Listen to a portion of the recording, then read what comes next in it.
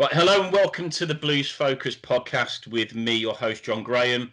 Today we've got a brand new team for the podcast, and that's going to be very much the way forward over the coming weeks. We've got podcasts dropping every Friday across all of your usual channels, so feel free to download on Spotify and iTunes, or please subscribe to Blues Focus TV on YouTube. So with me, I've got Tom Oxland and Tom Garrett. Hi, guys. You're right, mate. So for the purposes of this pod and going forward, we're going to try and make it a little bit straightforward. So Tom Oxland is known as Tom, and Tom Garrett is known as Tom G. So we all know what we're doing. And yeah, what we're going to do with these pods is try and come up with a number of discussion points for you that I think hopefully you'll find interesting. And then we'll take each one in turn and debate that as thoroughly as we can. So I think for the purposes of today's pod, we'll do a review of the Man City game firstly. Then secondly, I think there's definitely an opportunity to debate the captaincy at Blues.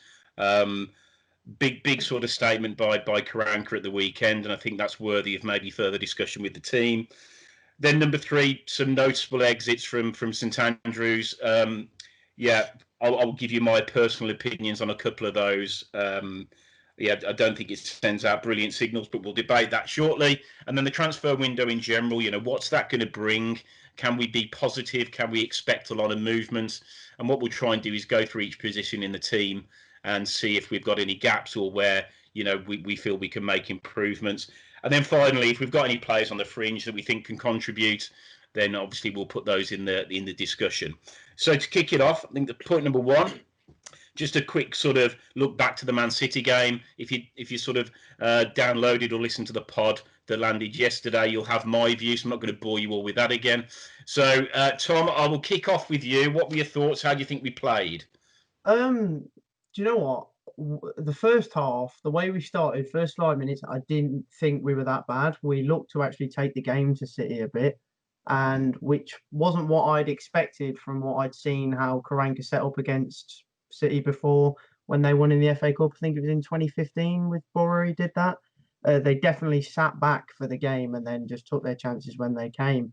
But I did think we looked to actually go at them a bit more this time, which was different to how I've seen us play in recent games. So that was a good start. But then obviously that stunner from Bernardo Silva kind of calmed things down. It was a lovely goal. I think we all expected that from City, though. And the next 2 goals were lovely as well. Good goal from Foden, and then some good build-up play for City's second goal, and another one for Bernardo Silva. But then, obviously, the second half, I thought once we made the substitutions, we looked really, really bright.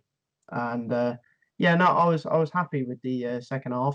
We caused a few more problems going forward, but obviously, we were never really probably going to score, not even a consolation, because City are solid professionals. They're at the top for a reason. They're up there, and they definitely showed that. But definitely more promising in the second half to take the game to a team like City. Yeah, Tom G, did you think that?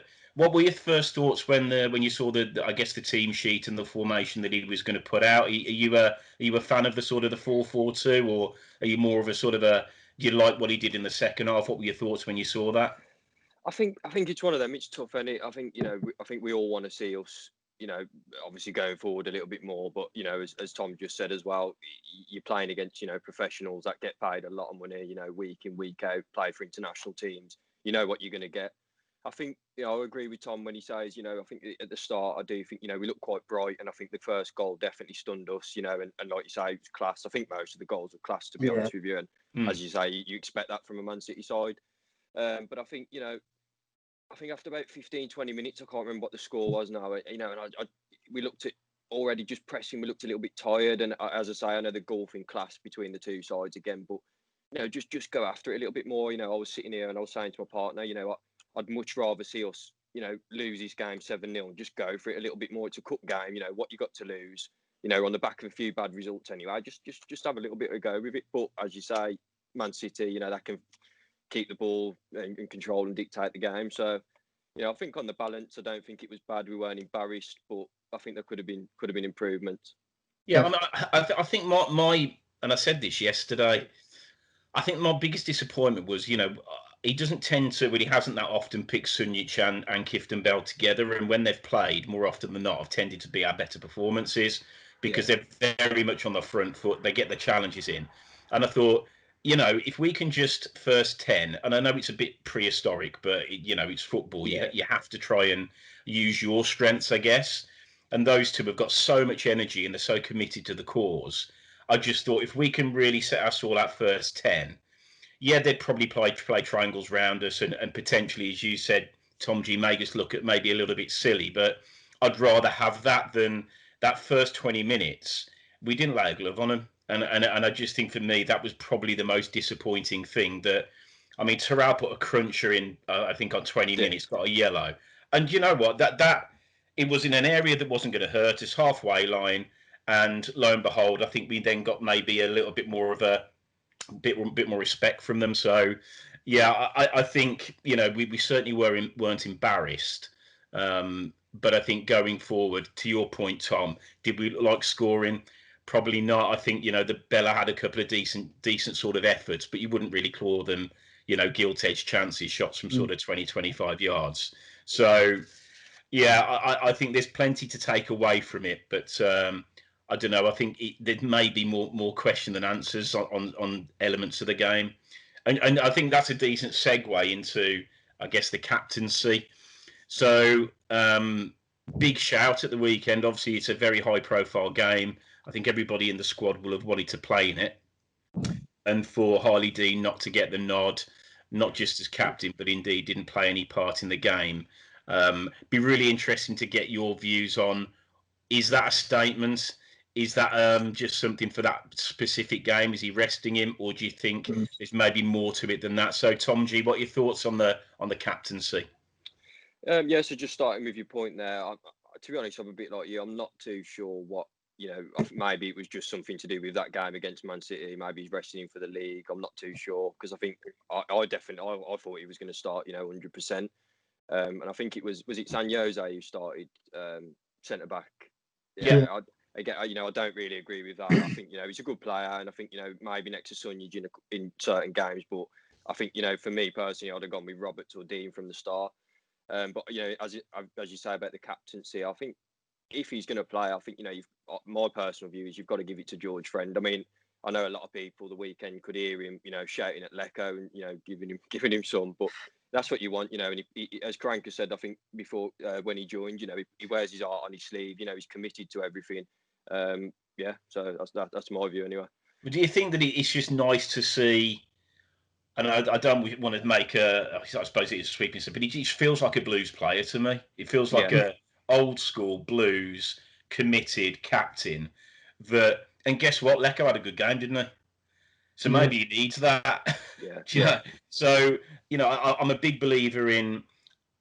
I don't think there's much choice out there. I think maybe he didn't start Roberts because obviously he's coming off the back of a bit of an injury.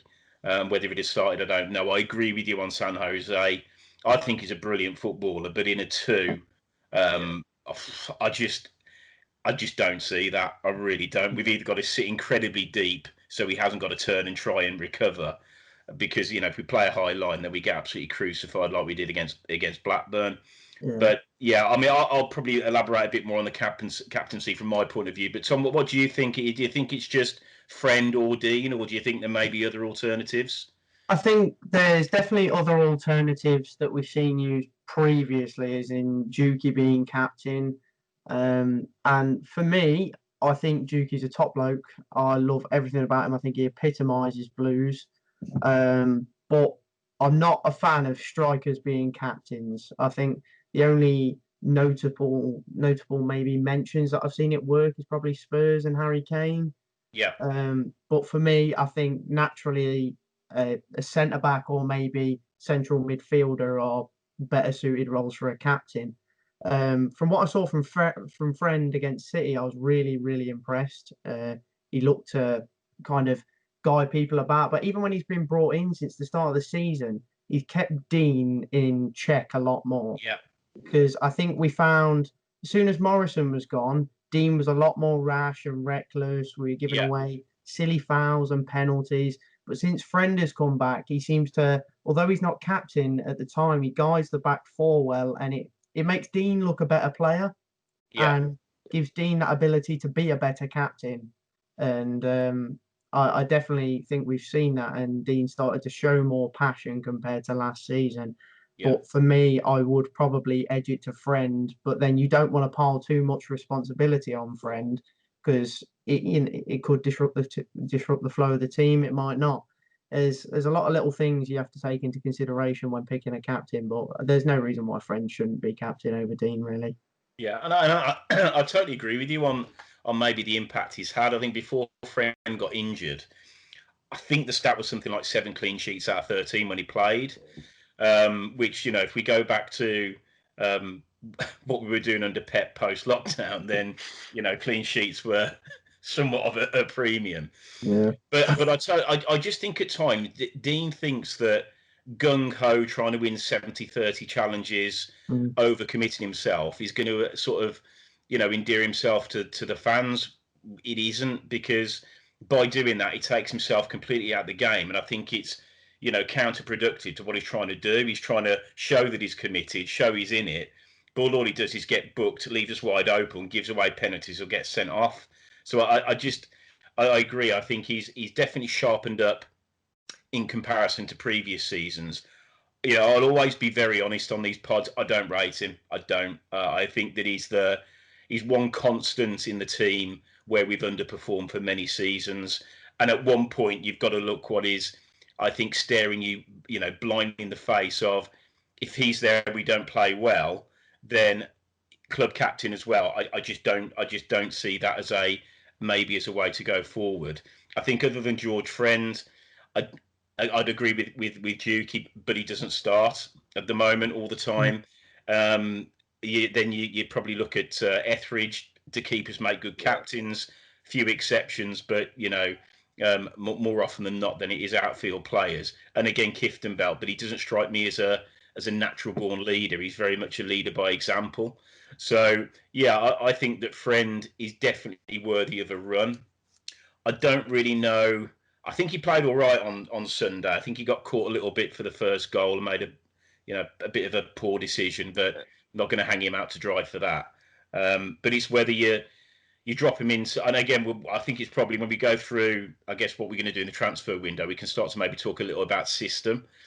Because if he plays left back, Pedersen doesn't play. Is that good for the team or the squad? Open for debate. And if you put him in at centre half, then you've got somebody's got to miss out, whether it be Clark Salter or Roberts. So I think there's a lot of, to your point, Tom, I think there's lots of things to consider when we talk about Friend, not just the captaincy, but where does he play? So, but I think if we're all agreed on it, he should be captain. I don't think we're going to get completely crucified on social media for that. I think we're preaching to the converted.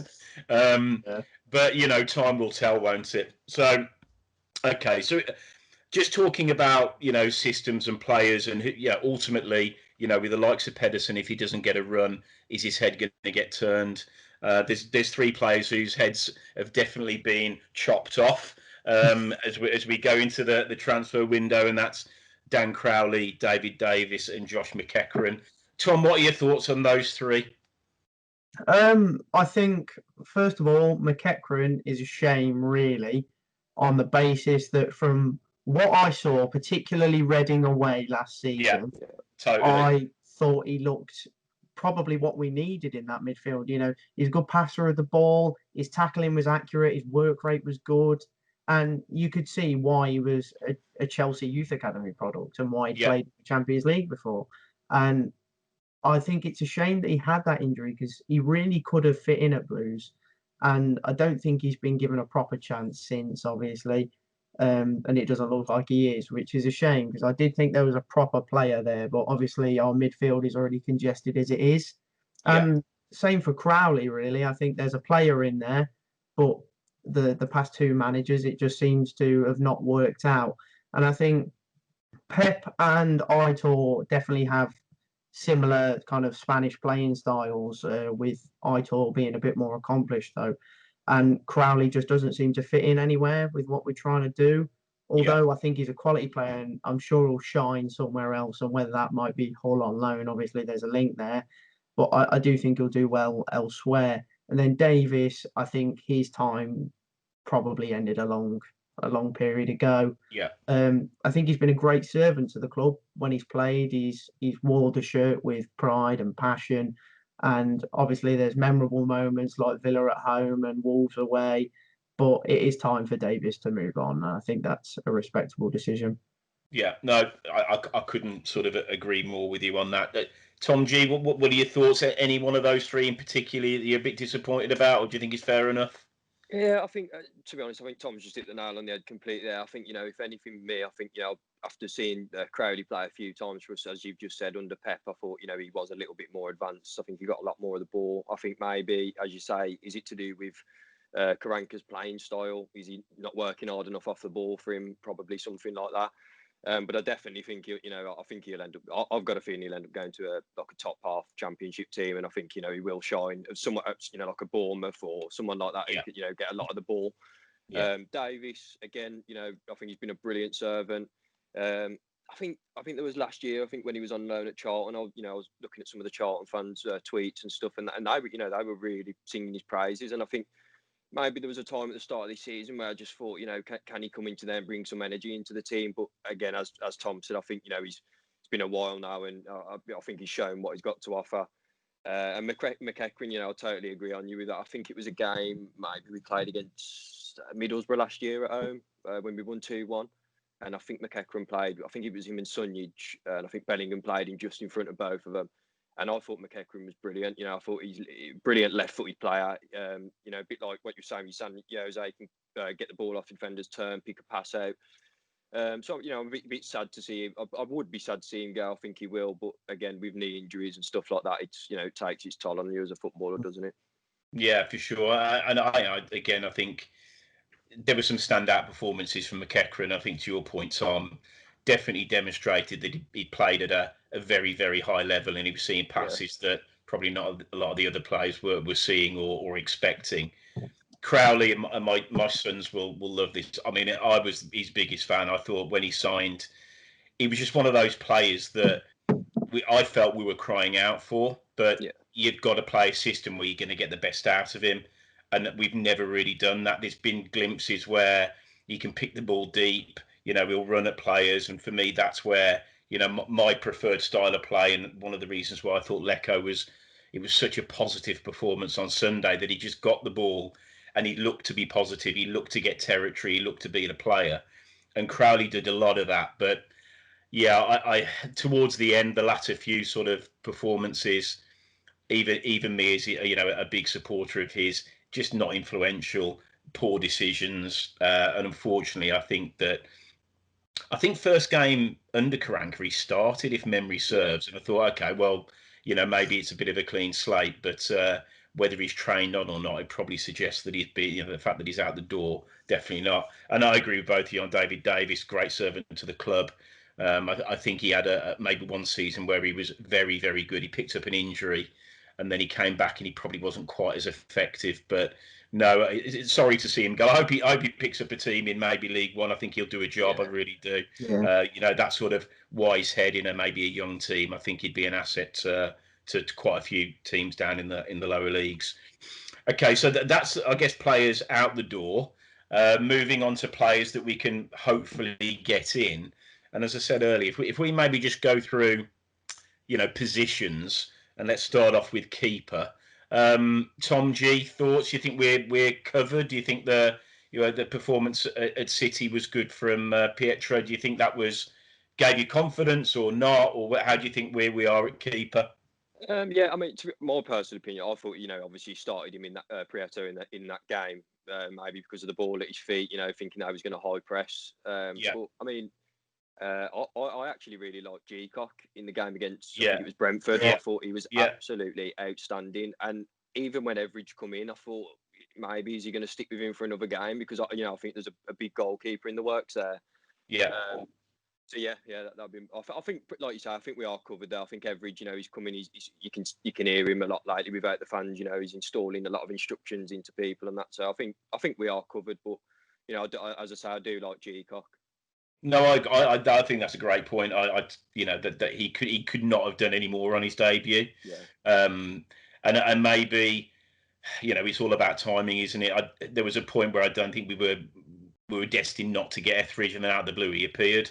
Yeah. But Yeah. I think if he hadn't signed, then I think G would have had a, you know, he'd have definitely been fighting for the shirt. So it's one of those. I think it's good that we've got a bit of depth there. It's amazing that rewind 12 months.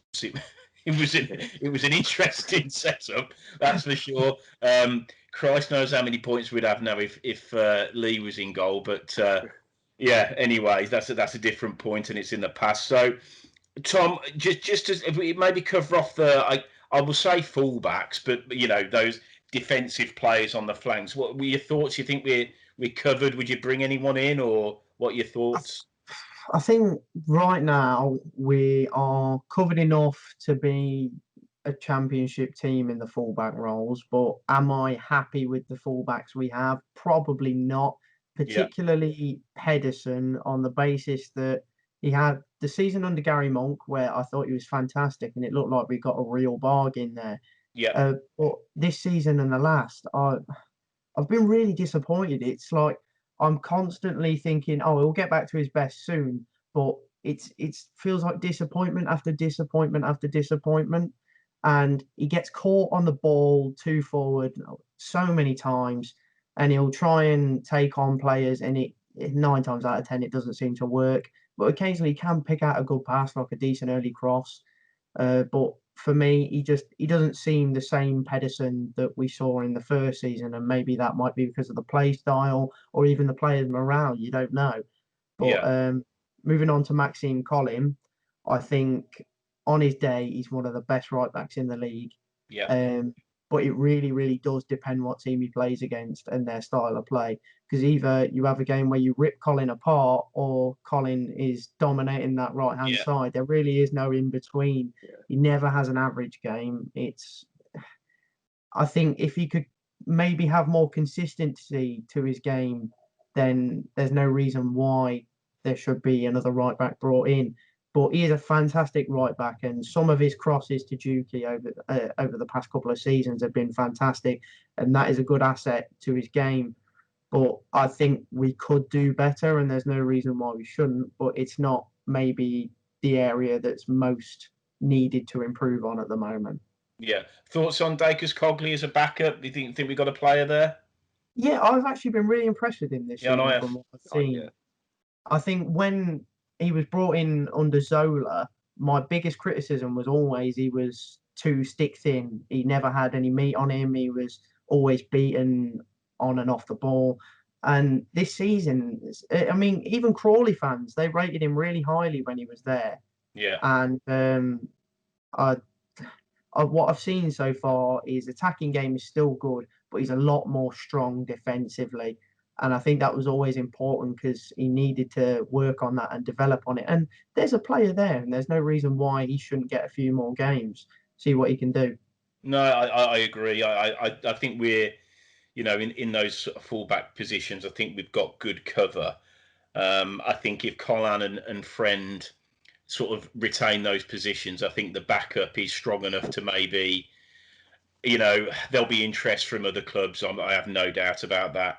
So I think that is definitely one to watch. But yeah, I totally agree with your point around, are there other places on the pitch that we need help? And I think just on the Colin point where he gets a bit exposed, I think if Sanchez plays in a four and he's playing on the right, because he's so left footed and he cuts in, that flank is so exposed. And I think Colin is sort of caught between, does he Yeah, sit Yeah. in as a four or does he come and try and press the space?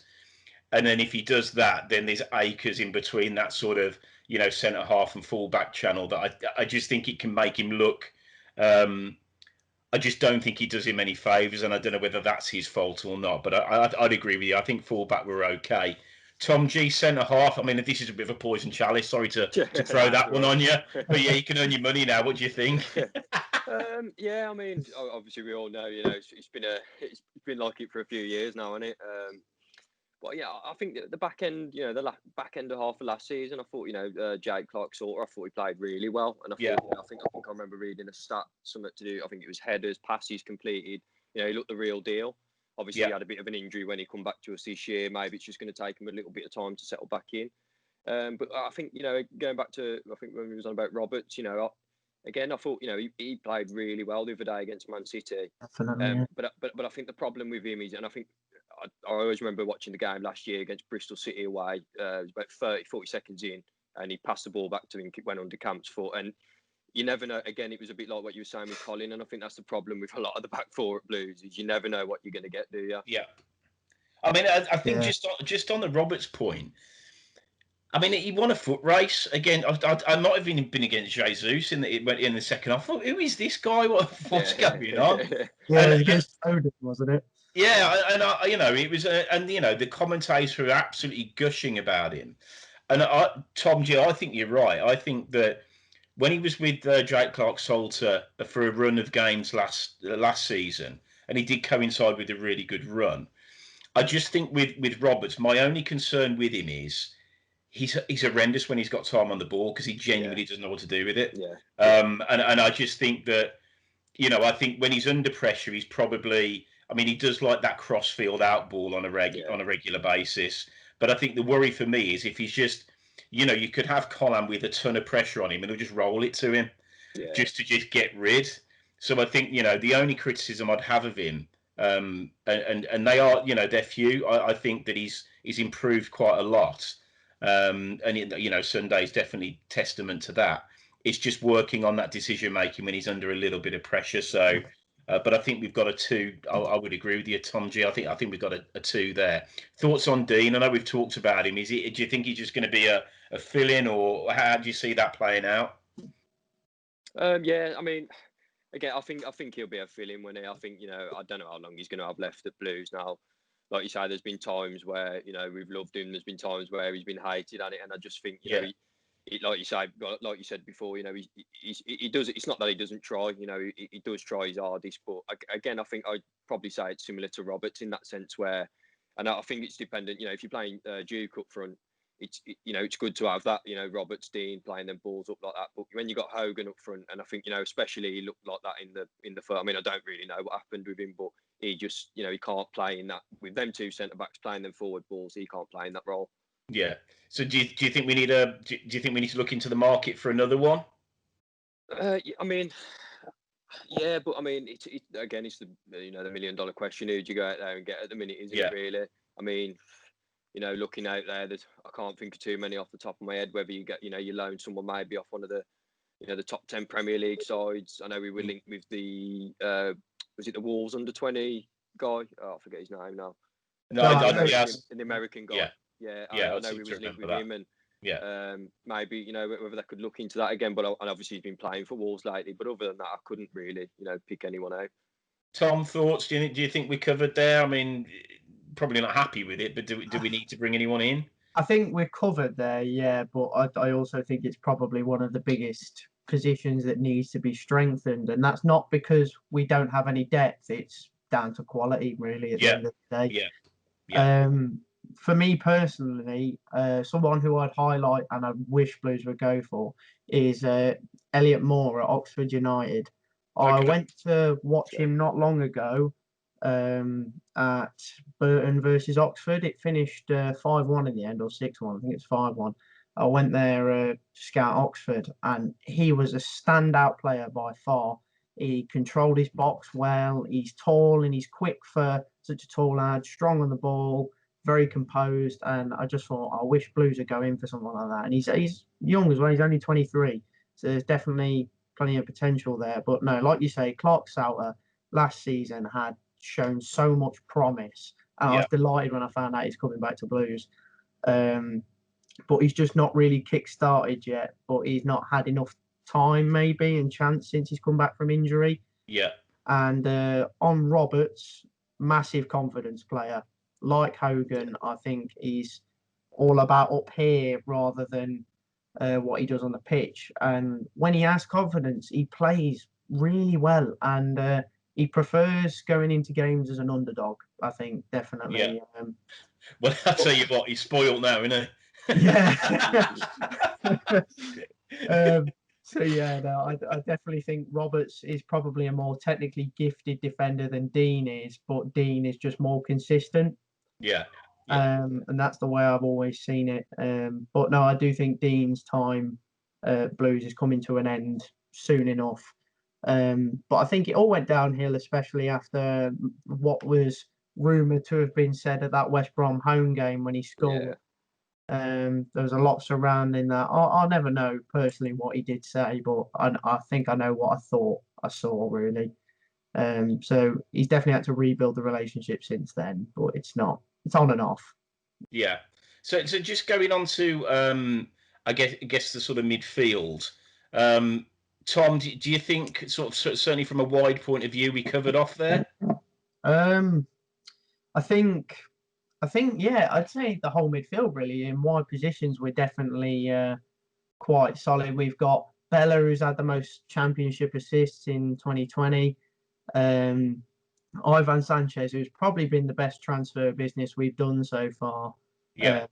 this season, and he's just looked like everything we've been missing at times. And he can either play on the right or he can play that central kind of number 10 role quite well. Obviously, we've recently got Halilovic, who we've yet to see the best of due to injury. But I think at that kind of holding midfielders role, we are piled with players, but no kind of consistent starters. And like you said earlier, Keith Bone and Sunjic seems to be the only pairing that's properly worked yet. Yeah. But my only criticism of that is there's no creativity in there. No. It's all just kind of battlers who can win the ball, put in a few challenges, and badge tap in a sense. But I think we do kind of miss that midfielder that can pivot and create something in a kind of deep line playmaker role. I think San Jose was supposed to do that, and he's shown glimpses of it against Preston away, but he's just not quite found the form yet. I don't like the look of him at centre back though. He just doesn't seem naturally fit there. So but no, I'd say we've got reasonable strength in the midfield. Yeah, and I think in midfield, to your point, there's a lot of players in there that can get it down and play. I just think that they bypass so much that we haven't really seen the best of a lot of the players. That I thought Clayton, I've criticised him. I thought when he played however long it was, half an hour against Man City, just his range of passing was really good. Whether he's got the engine, probably not. But if you play him in, like you said, that sort of, I guess, that quarterback role, then do you need that? Probably not. So I definitely think there's players in there, and I'd probably take the wider view of the team. I think the squad's there. I think the team's there. We just don't. There's so many sort of moving parts of. We played a 4, we played a 4-4, we played a 3-5, we played a 4-2-3, and it's sort of. I think we just need to go all in on something to get the identity. Because if we don't do that, then we're going to constantly, we're all going to be on a pod every Friday saying, one week somebody's been outstanding and the next week he's been awful, because there's just so many moving parts. So we've got an embarrassment of riches in midfield, I think, and whether that be quality on the ball, whether it be the ball winner, whether it be the playmaker, I think we've got. Whether they're good enough going forward, I think time will tell, and it's probably debatable. But certainly for where we are at the moment, I think we're more than covered. So right, here we go, Tom G. You're both going to get a go at this. So what on earth are we going to do up front? I think about getting my boots back out, mate. To be honest with you, I think you were saying before the show about Jayden Reed. Obviously, I know there's been a bit of talk about him after having, I think, scored 2 goals, didn't he, last night or the night before? I think I watched him in a couple of games at the end of last year, and I think you could tell he was a young player. He's gone out on loan. Having looked at his stats, I was surprised. I thought maybe they got 3 or 4 goals, and I don't think he scored any goals in about 12, 13 games. Yeah, obviously the 21st. So, is he going to make that much of a difference coming into the Championship? It's a tougher league, tougher defenders. I don't think so.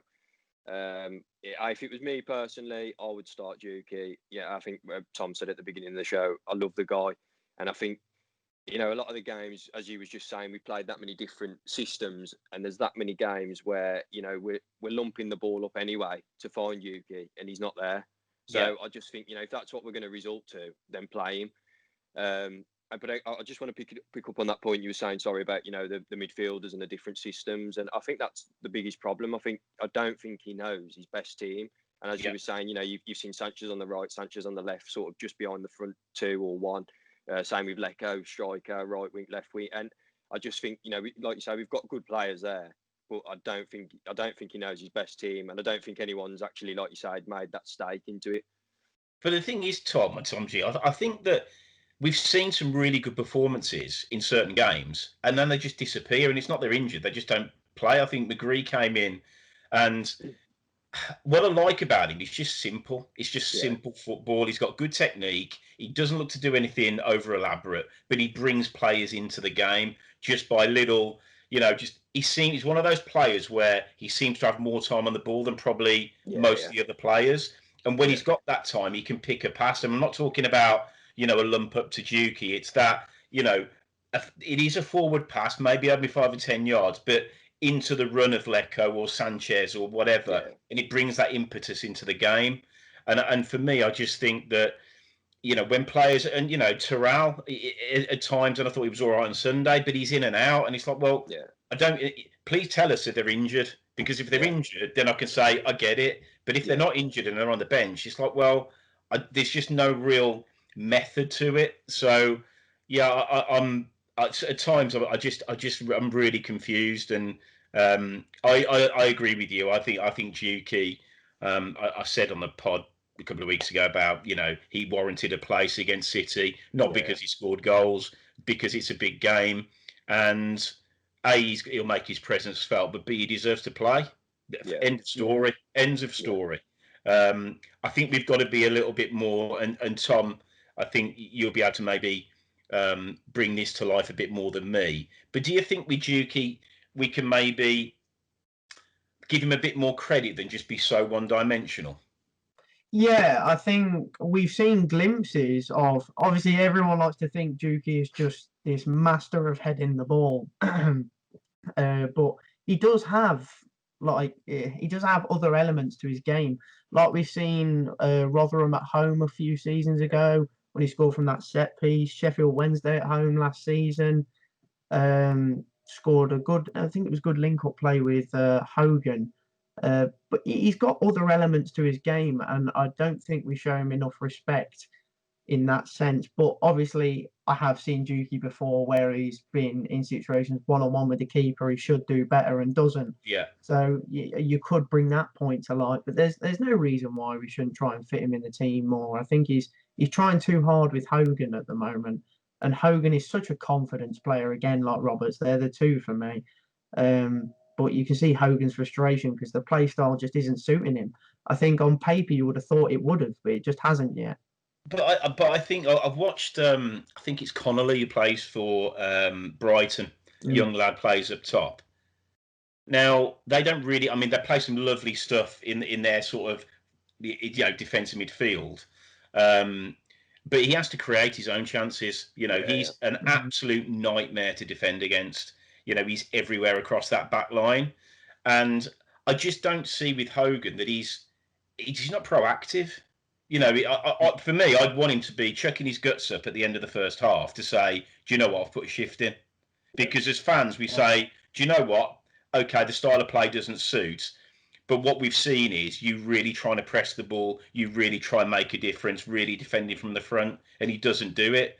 So if you take that away, and he already knows he's not going to get the chances, yeah, I mean, what does Juki do? He's got nowhere near the same amount of pace. How many times does he leave one on the centre halves? Every single game, because that's part of the game. And I think we just lose that with Hogan. And for me personally, you know, I think it's interesting to get both of views on this. I think there's time to maybe look at it and say, we do need somebody, for me, who's a genuine striker, because I don't think he's working with Hogan at the moment. Do I think we need to go and spend millions and millions and millions?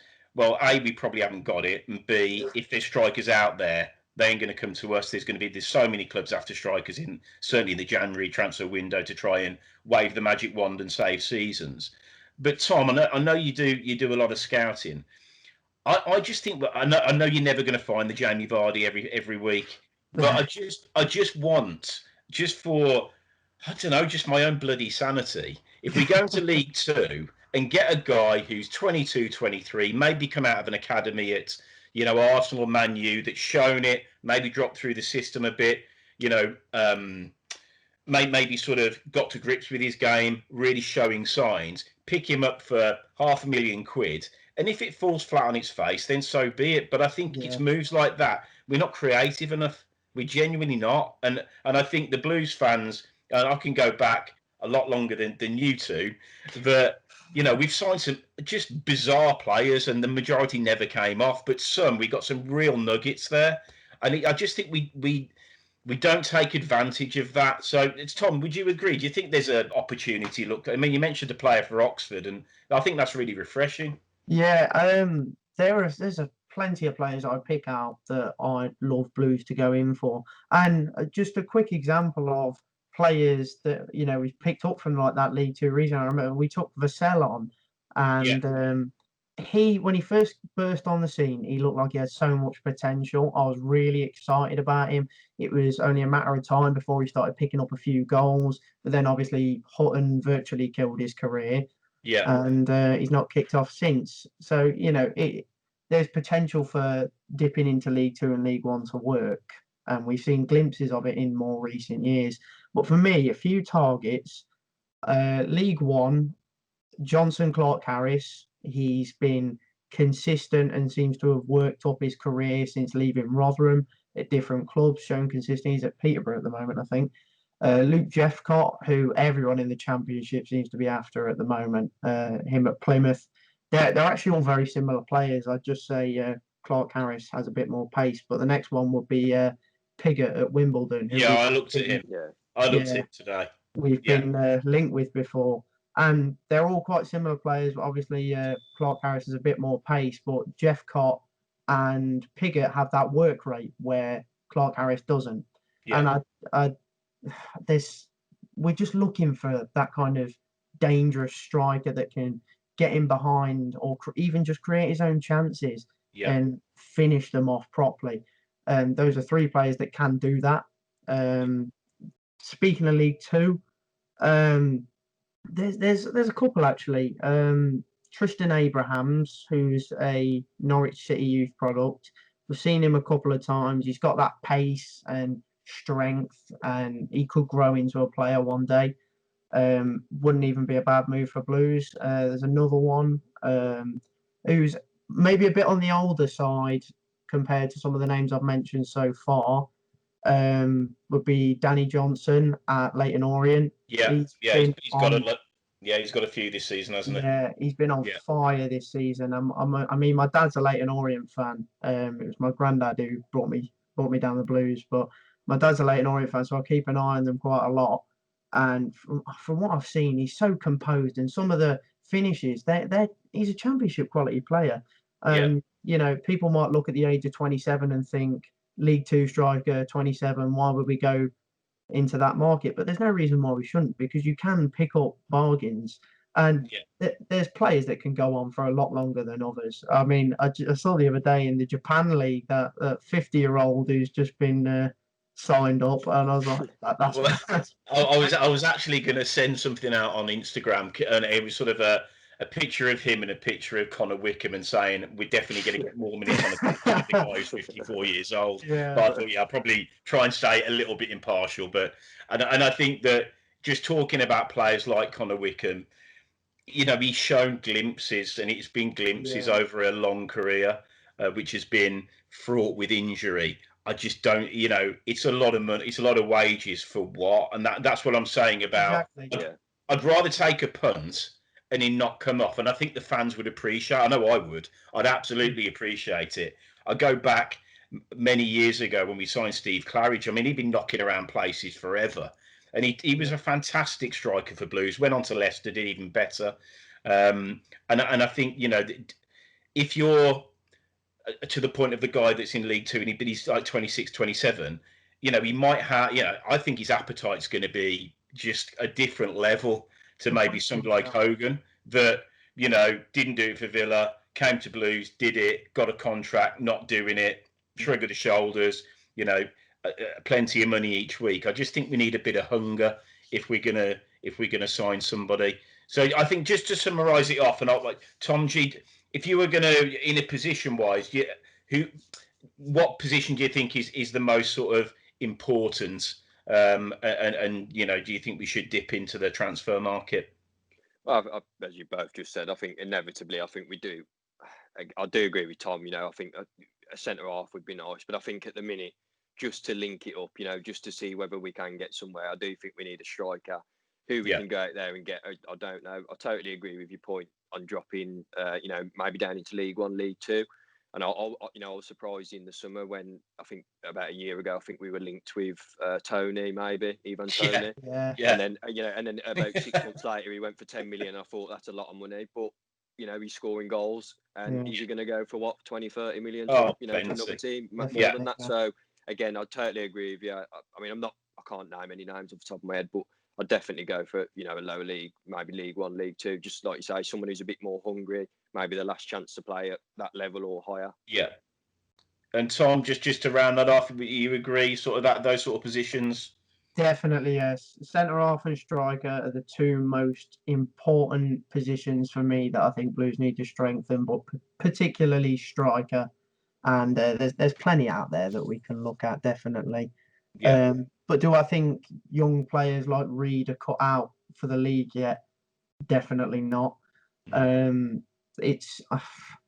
feel like there's potential there, but you say that about a lot of young players nowadays. There's always potential there, but potential for what? And I can't see Reed becoming a championship regular, scoring goals on a reasonably consistent basis, or at least doing that yet. Yeah. So no, it's definitely not for me. But like you said, on Connor Wickham, he seems to have this big price tag on him, and obviously the wages are there. But you look at him statistically. What would we be buying? There's nothing there, and I think it would really be a waste of money to go in for a player like that. Especially you look at the 2 goals he scored for Sheffield Wednesday last season. I'm pretty sure they're both headers. I remember the one against Bristol City because I watched that one live. But he's Dukey, but in the Premier League, who's not getting many games. I just don't see the point in investing in somebody like that. It's not worth it. Totally agree with you. So just before we wrap it up, I'd like to get just your thoughts on the game coming up against Middlesbrough. Less said about the home fixture, the better. Tom G, what do you think going into the game from what you've seen from the performances against Blackburn and Man City? What do you think? What are your thoughts going in?